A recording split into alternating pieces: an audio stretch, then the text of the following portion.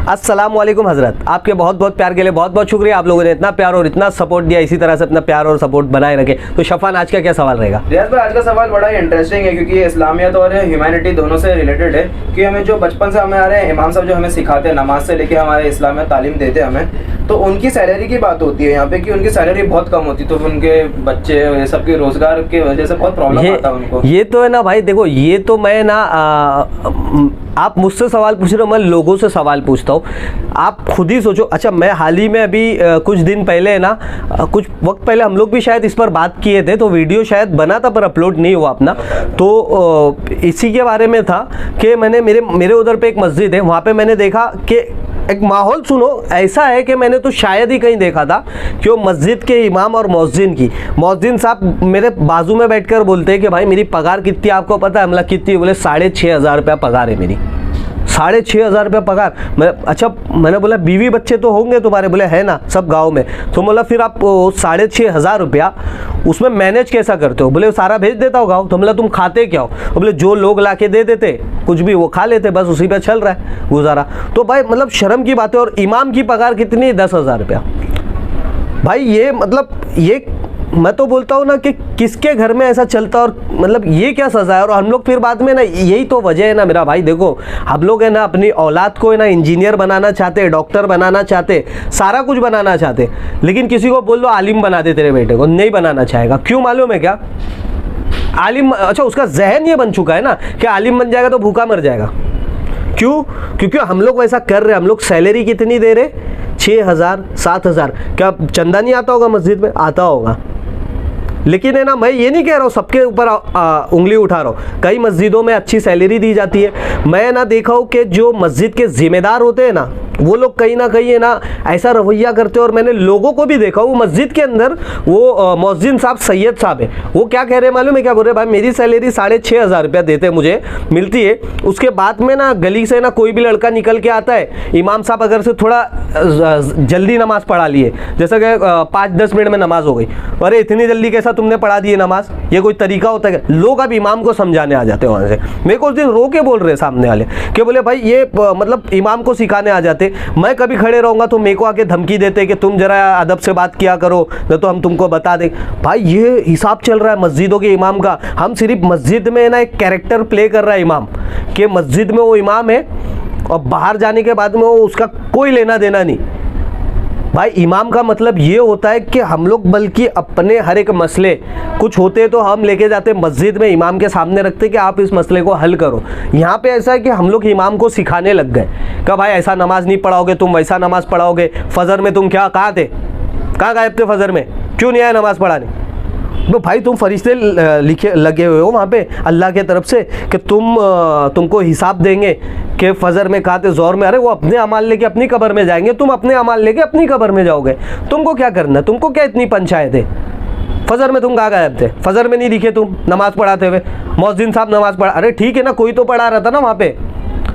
और तुम जो हिसाब से सैलरी दे रहे हो वो हिसाब से तुमको भी तो शर्म आनी चाहिए कि हम लोग सैलरी क्या दे रहे हैं। भाई ऐसा मत करो, जुल्म मत करो। इमाम की सैलरी मैं आपको आज बताता हूँ कि कम से कम इमाम की सैलरी मेरे हिसाब से तो 20 से 25 भी नहीं, 25 से 30,000 रुपया होना चाहिए मेरे हिसाब से इमाम की सैलरी। और मौज़िन की सैलरी 20,000 से लेकर 18,000 के बीच में होना चाहिए, या उससे ज़्यादा दे दो तो और अच्छी बात है।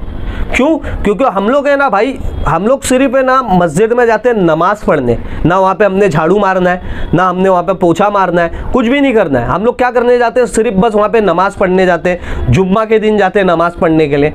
ये सारा जो इंतज़ाम है, हम नहीं सोचते कि हमारे लिए पंखे कौन चालू करता है मस्जिद के अंदर जब हम जाते हैं, हमारे लिए लाइट कौन चालू करता है, हमारे लिए अजान कौन देता है, हमारे लिए नमाज़ कौन पढ़ाता है, हमारे लिए चटाइयाँ कौन बिछाता है मस्जिद में?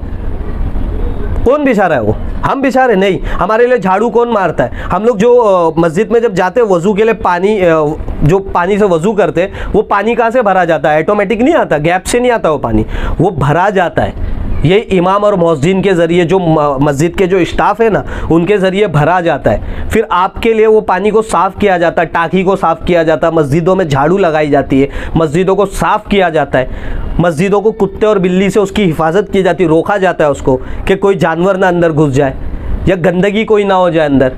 ये सारा काम कौन करता है? हम और आप तो करते नहीं, हमारा और आपका काम क्या है? नमाज़ पढ़ना है और आ जाना है। और कई कई तो ऐसा भी होता है कि सिर्फ जुम्मा को जाना है, बस देखना है जगह खाली मिली, बस नमाज़ पढ़ना है और आ जाना है। अच्छा, नमाज़ पढ़ के आ जाना है, फिर वो नमाज़ पढ़ने के बाद जब तुम आ जाते हो तो चटाई को कौन उठाता है?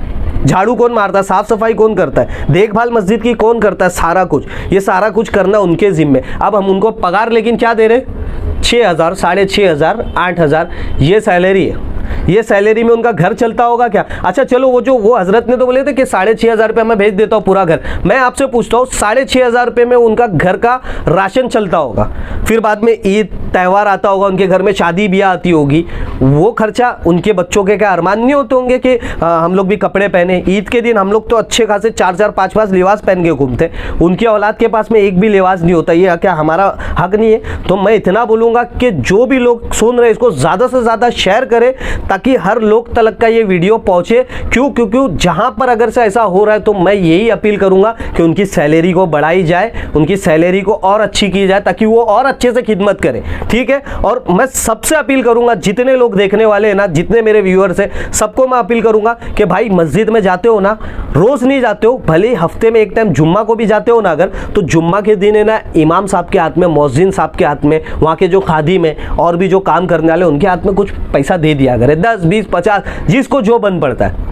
हम लोग देंगे ना तो उससे कम से कम उनका कुछ खर्चा निकलेगा। या आपके घर में कुछ अच्छा बुरा पक जाए ना तो लेके जाके उनके पास पेश कर दिया करें, थोड़ा बहुत दे दिया करें, क्योंकि बेचारों को कुछ मिलता नहीं है। फिर उसके बाद में कोई अगर से फातिहा पढ़ाने अगर चले जाए, कुछ पैसा ले ले तो बोलेंगे अबे मौलाना तो झोलर है, मौलाना तो ऐसा करे। अबे भाई शर्म आनी चाहिए, 6,500 पगार दे रहे हो और मौलाना की तुम टांग खींच रहे हो, गलत है, बिल्कुल भी नहीं। किसी के भी साथ ऐसा नहीं होना चाहिए। जो चीज़ गलत है वो गलत है। तो भाई आप लोगों से अगर से जो भी बन पड़े वो जुम्मा के दिन नमाज के बाद में मस्जिद के चंदे के अलावा उनके पर्सनल खर्च के लिए जो भी 10, 20, 50 आपसे जो बनता है, मौज़िन साहब को, इमाम साहब को, खादिम साहब को, जो स्टाफ है उनको दे दिया करें थोड़ा, ताकि उनका गुजारा हो जाए उसमें। तो बस मैं आज कुछ सवाल और कुछ लेना था ही नहीं, क्योंकि दिमाग में ये था मेरे कि यार ये तो मतलब बहुत गलत हो रहा। मैंने भी देखा तो शफ़ान ने अचानक से वो सवाल को याद दिलाया तो मैं बोला हाँ यार आज इसी पे बनना चाहिए। तो भाई बस आज के लिए इतना ही, मिलते हैं अगले वीडियो में। और अगर से आपने हमारे चैनल को सब्सक्राइब नहीं किया, सब्सक्राइब करें, बेल आइकन को प्रेस करें। और अगर से आप हमारा ये वीडियो फेसबुक या इंस्टाग्राम पे देख रहे हैं तो हमारे पेज को फॉलो करें।